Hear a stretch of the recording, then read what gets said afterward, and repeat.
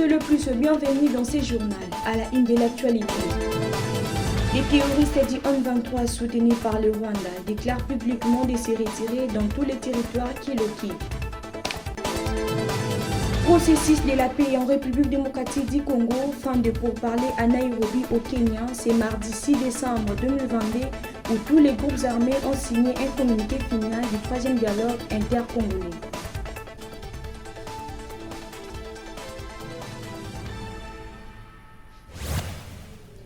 Une fois de plus, bienvenue.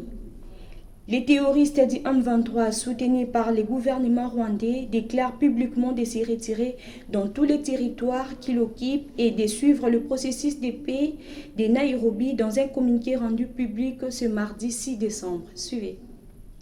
Dans une annonce publiée ce mardi 6 décembre, les rebelles du M23 soutenus par le Rwanda s'est dit prêts à entamer les dégagements et les retraits des zones qui s'occupent sur le territoire congolais, à savoir Bunagana, Kiwanja, Rutshuru central et d'autres localités du Nord Kivu, même s'ils n'étaient pas représentés au mini-sommet de Luanda. Par un communiqué, cette rébellion a promis d'apporter son soutien aux efforts régionaux visant à instaurer une paix durable en RDC. Par ailleurs, d'autres groupes armés ont aussi accepté de déposer les armes. Ce mouvement rebelle demande également de rencontrer les facilitateurs de la communauté d'Afrique de l'Est pour des discussions et aussi un dialogue avec les gouvernements congolais.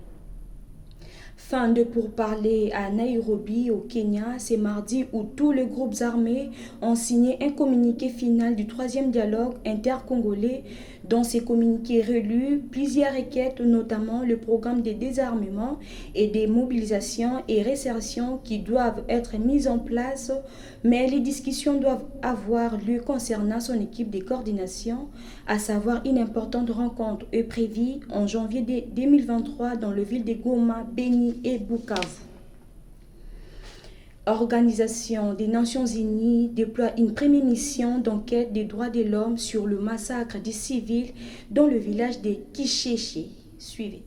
Les drames de Kishishe, la mission des Nations Unies et les bureaux des Nations Unies des droits de l'homme ont déployé une première mission d'enquête des droits de l'homme suite au massacre grave de civils de Kishishe dans le Nord Kivu. Une équipe des droits de l'homme a une mission de discuter avec les autorités locales, interroger les témoins et les victimes de massacres. Par ailleurs, le gouvernement congolais à travers le ministère de la Justice et Garde des Sceaux a saisi officiellement la Cour pénale internationale pour que les responsables répondent à...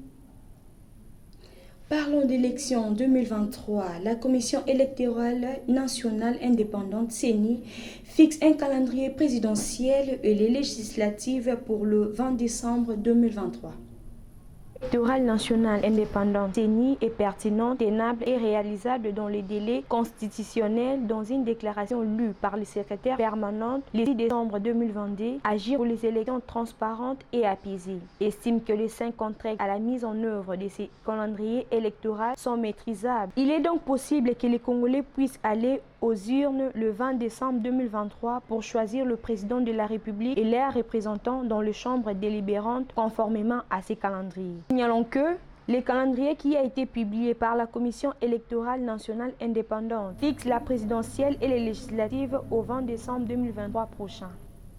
L'opposant congolais Martin Fayulu condamne le massacre des civils dans le village de Kishishe et appelle la communauté internationale à condamner fermement le Rwanda dans un tweet fait ce mardi 6 décembre. Place au rappel des titres.